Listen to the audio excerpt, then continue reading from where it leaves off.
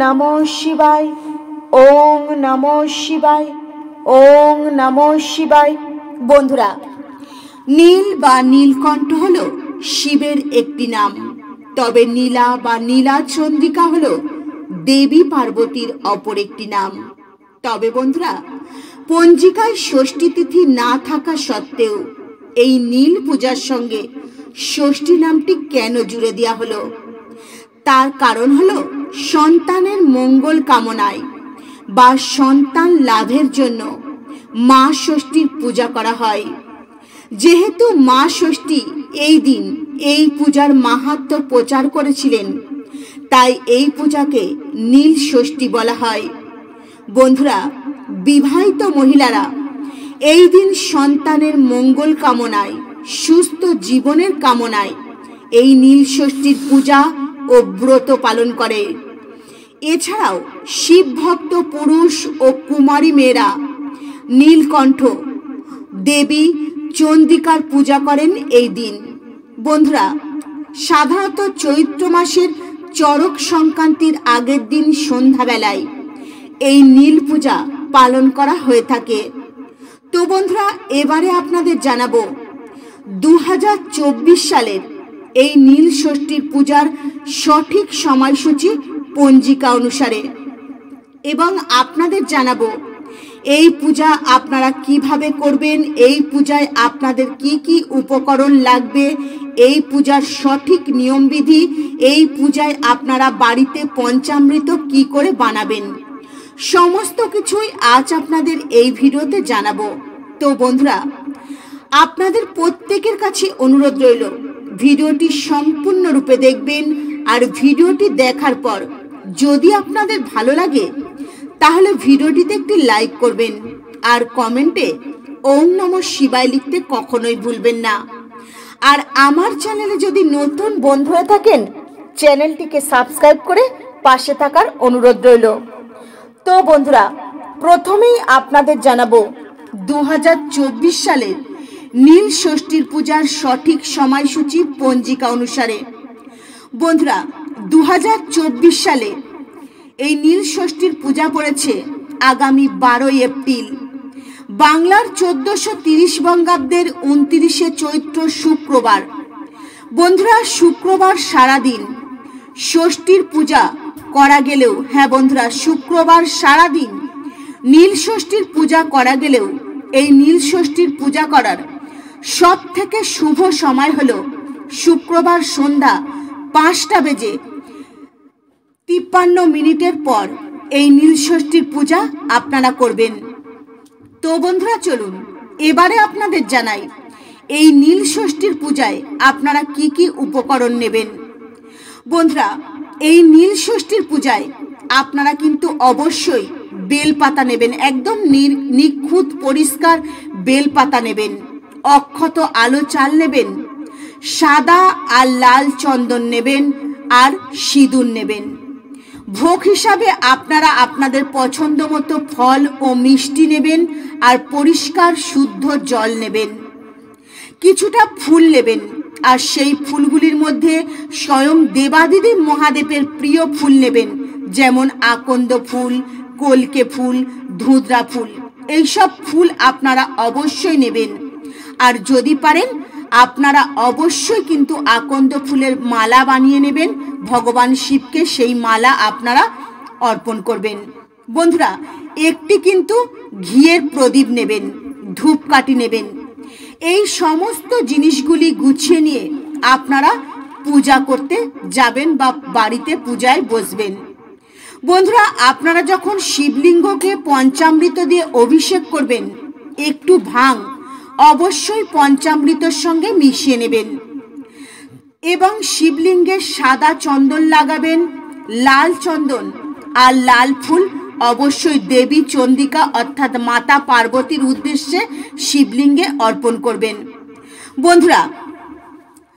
বন্ধুরা, যে জিনিসগুলি আপনাদের নিতে বললাম এই জিনিসগুলি আপনারা অবশ্যই নেবেন। যে মা বোনেদের যতগুলি সন্তান থাকবে তাদের প্রত্যেকের নাম করে অবশ্যই একটি করে ঘিয়ের প্রদীপ আপনারা এই নীল ষষ্ঠীর দিন প্রজ্বলন করবেন। অর্থাৎ বন্ধুরা, আপনাদের যদি একটি সন্তান থাকে তাহলে একটি ঘিয়ের প্রদীপ প্রজ্বলন করবেন, আর আপনার যদি দুটি সন্তান থাকে তাহলে দুটি ঘিয়ের প্রদীপ প্রজ্বলন করবেন। আর যে মা বোনেদের কোনো সন্তান নেই তবুও কিন্তু আপনারা একটি ঘিয়ের প্রদীপ অবশ্যই প্রজ্বলন করবেন। আর কোনো পুরুষ বা অবিবাহিত মহিলারা যারা নীলষষ্ঠীর ব্রত পালন করবেন তারাও কিন্তু অবশ্যই একটি ঘিয়ের প্রদীপ প্রজ্বলন করবেন। বন্ধুরা, এবারে আমি বলি, ভগবান শিবের পূজায় আপনারা বা আমরা কখনোই কিন্তু ভগবান শিবের পূজায় লাল ফুল, লাল চন্দন, লাল সিঁদুর অর্পণ করি না।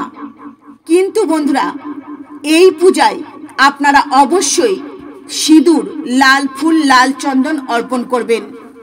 কারণ ভগবান শিবের সাথে সাথে দেবী চন্দ্রিকার পূজা করা হয় এই পূজাতে, সেহেতু অবশ্যই আপনারা সিঁদুর, লাল ফুল, লাল চন্দন অর্পণ করবেন শিবলিঙ্গে। তবে বন্ধুরা, ভগবান শিবের এই পূজাতে আপনারা নীলকণ্ঠ ফুল, অপরাজিতা ফুল, ভাট ফুল, গাঁদা ফুল, কলকে ফুল, ধুতরা ফুল বা যে কোনো সাদা ফুল অবশ্যই আপনারা অর্পণ করবেন, কারণ ভগবান শিবের এই ফুলগুলি অতি প্রিয়। বন্ধুরা, এই নীলষষ্ঠীর পূজায় আপনারা ভগবান শিবকে কি কি ফল অর্পণ করবেন?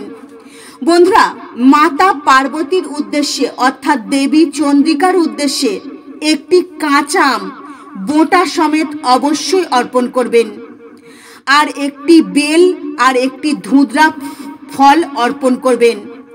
অবশ্যই বন্ধুরা, 5 রকম গোটা ফলের সঙ্গে এই ফলগুলি আপনারা নেবেন। বন্ধুরা, আপনারা বাড়িতে ভালো করে পঞ্চামৃত বানিয়ে নেবেন।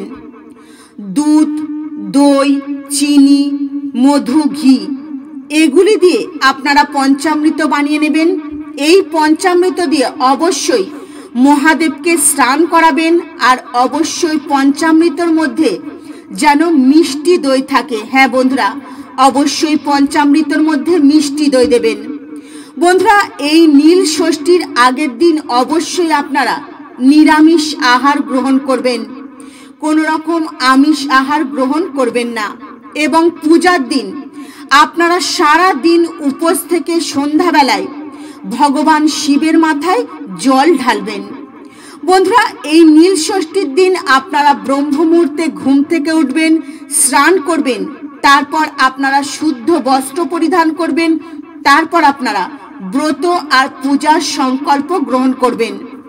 বন্ধুরা, সন্ধ্যাবেলায় যখন শিবলিঙ্গের পূজা করবেন, প্রথমেই শিবলিঙ্গের সামনে একটি শুদ্ধ গাওয়া ঘিয়ের প্রদীপ জ্বেলে দেবেন। তারপর আপনাদের সন্তানের নাম করে একটি ঘিয়ের প্রদীপ বা মোমবাতি জ্বেলে দেবেন। সন্তানের নাম করে অবশ্যই এই প্রদীপ জ্বালবেন। পরিবারের মঙ্গল কামনা করে প্রদীপ জ্বালবেন। তারপর শিবলিঙ্গে ভালো করে ঘি আর মধু মাখিয়ে দেবেন। বন্ধুরা, মধু আর ঘি মাখানো হয়ে গেলে ওম নমঃ শিবায় মন্ত্র 108 বার জপ করবেন।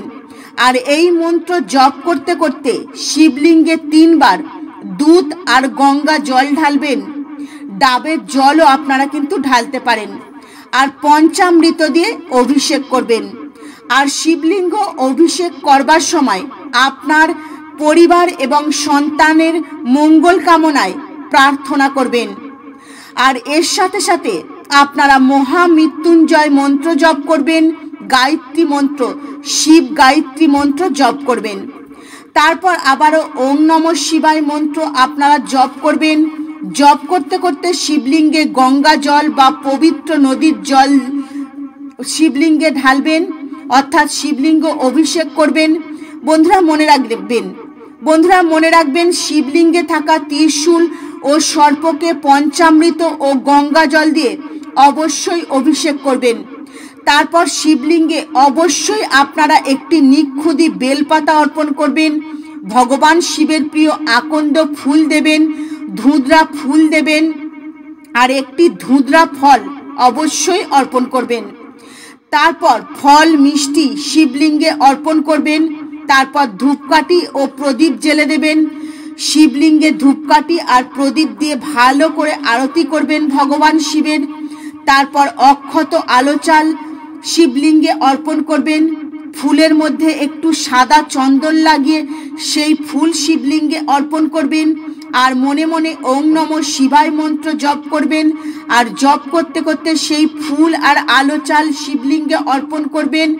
বন্ধুরা, পূজা এইভাবে সমাপ্ত হয়ে গেলে অবশ্যই নীলষষ্ঠীর ব্রত কথা আপনি পাঠ করবেন বা শ্রবণ অবশ্যই করবেন। পূজার শেষে পূজাতে অর্পণ করা ভোগ এবং চরণামৃত খেয়ে আপনারা ব্রত ভঙ্গ করবেন।